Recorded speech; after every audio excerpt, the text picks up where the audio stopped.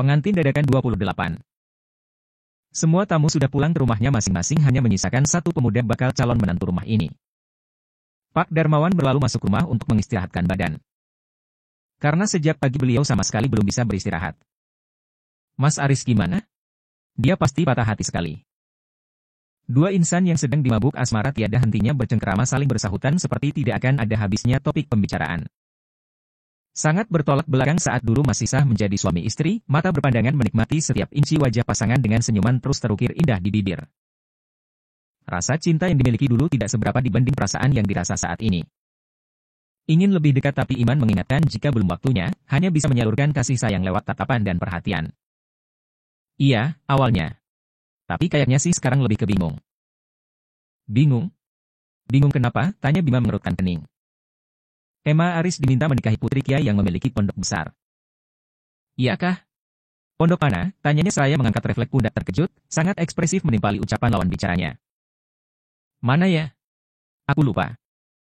Kalau gak salah nama kiainya Kiai Haji Jamal, ya Abahe Jamal. Abahe Jamal, Darul Ulum. Iya, Darul Ulum. Tunjuk angin Fanya membenarkan tebakan calon ayah dari anak yang dikandung.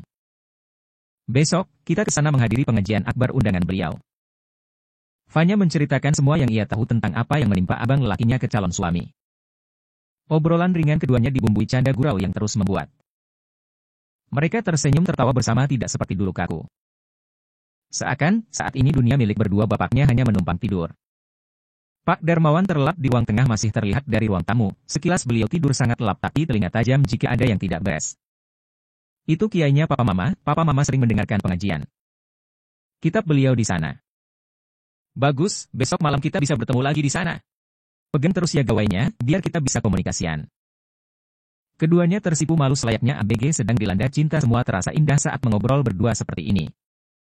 Tibalah malam yang menakutkan bagi Aris, dari sore pria tersebut sudah mengurung diri di dalam kamar menutup hampir seluruh tubuh dengan selimut. Pak Darmawan serta besan Pak Hamdi telah datang dan semua sudah bersiap-siap hendak berangkat tapi justru si Aris kembali ke kandangnya untuk menyembunyikan diri. Mana ini calon pengantinnya Is, kok tidak kelihatan? Tanya Fahri yang baru saja datang bersama istrinya. Lah iya, di mana dia? Sudah siap semua belum, Buk? Pak Hamdi baru teringat putra lelakinya yang sejak tadi tidak terlihat sama sekali batang hidungnya. Sa, cari masmu. Duh, cepatan, perintah Bu Fani ke salah satu anak perempuannya. Kedua tangan beliau masih disibukkan memakaikan jaket dan juga kaos kaki cucu kesayangan ditemani besan perempuan. Biar saya saja, Bu, tawar Fahri. Dia sudah tidak sabar melihat abang dari adik iparnya yang akhir-akhir ini dekat dengannya. Ingat perkataan Aris dulu saat di dalam mobil mengeluh belum juga menemukan pasangan, akhirnya keinginannya ingin segera memiliki pendamping terijabah. Itu Mas, kamarnya. Salsa yang masih saja bersolek di depan kaca memberitahu kamar saudara lelakinya. Fahri tertawa melihat pintu estetik sahabat barunya sempal miring terlepas dari gawang. Terjadi tarik-menarik selimut antar kedua pria agar putra dari tuan rumah terbangun dari tidur panjangnya. Woi, calon pengantin. Malah asyik tidur. Pengawal kerajaan sudah siap juga dari tadi. Ini gimana ceritanya, masa kamu menemui calon permaisuri pakai kolor gini doang? Tawa Fahri tidak bisa lagi ditahan setelah berhasil merebut selimut. Kenapa itu pintu? Tanya saja sama adikmu. Faiz yang mendengar tertawa terbahak-bahak ingat kejadian kemarin. Karena terlalu panik takut akan terjadi sesuatu pada iparnya ia sampai bertingkah konyol. Burumi menepuk lengan atas Faiz marah bisa-bisanya putra beliau membuat kekacauan di rumah mertua. Entah apa yang sudah dilakukan anak ragilnya tersebut. Faiz yang menyadari kemarahan sang ibu langsung mengek punggung telapak tangan beliau lantas digosok-gosok agar amarah ibunya mereda. Pak Hamdi yang sedang menemani besan di ruang tamu mengintip sebentar putranya di kamar belakang setelah mendengar keributan. Sa, itu Mas Musa. Putrinya yang sedang asyik berhias di depan kaca yang tak kunjung selesai langsung mengibrit setelah mendapat perintah langsung dari ayahnya. Dinaikkan ke atas kedua lengan baju untuk menyiapkan diri membangunkan abangnya dari hibernasi. Tanpa rasa malu dan sungkan ditarik kasar tangan Aris agar sudi turun dari kasur setelah mengangkat gamisnya tinggi-tinggi sampai lutut yang terbungkus celana pendek dengan posisi kaki kanan naik di pinggiran kasur. Bruk. Aduh. Salsa.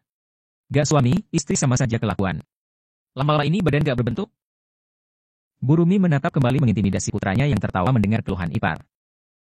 Biu bojomu, Is. Sadis, lanjut Fahri disusul tawanya yang khas. Cepat, mandi sana, perintah Salsa garang. Dituruti kemauan adik perempuan sebelum semakin hancur ini badan dibuatnya. Selagi menunggu abangnya keluar dari kamar mandi, Salsa menyiapkan pakaian Aris yang akan dikenakan ke acara pengajian akbar. Setelah menunggu 15 menit akhirnya kakak lelakinya muncul kembali, langsung ibu satu anak tersebut mendandani dengan kedua tangannya sendiri. Eits, tunggu. Ini baju siapa? Baju Mas Aris baru dibelikan Faiz kemarin. Harus nurut pakai ini. Kenapa sebagus ini sih? Cuma lihat pengajian juga. Mata Salsa melotot ke arahnya, lebih baik tidak lagi protes sebelum adiknya kembali barbar. Setelah selesai memakai kemeja koko serta sarung, tak lupa songkok kopiah ia letakkan di atas kepala Aris duduk di pinggiran kasur dekat Fahri. Salsa dengan telaten memakaikan sandal kulit ke kaki abang lakinya yang sudah dilap tadi siang hingga mengkilat. Mereka semua memakai baju yang sama atas usul Fahri sehingga kemarin malam sehabis maghrib Salsa dan keluarga suaminya membeli baju lagi buat siapa saja yang kemarin belum mendapat jatah baju dari Fanya, karena Fanya memang memilih baju dengan warna yang sama tetapi motif berbeda. Khusus untuk Aris dipilihkan baju dengan warna sedikit berbeda tetapi terlihat lebih mewah dibanding yang lain supaya lebih menonjol layaknya pengantin.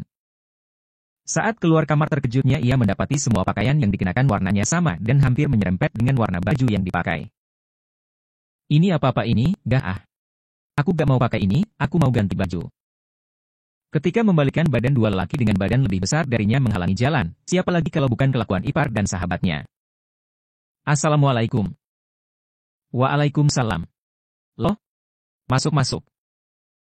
Pak Darmawan kaget yang bertamu ternyata mantan besan mengenakan baju yang sama. Keterkejutannya belum sampai di situ, Aris lebih melongo lagi, keluarga Bima datang sama lagi baju yang dikenakan.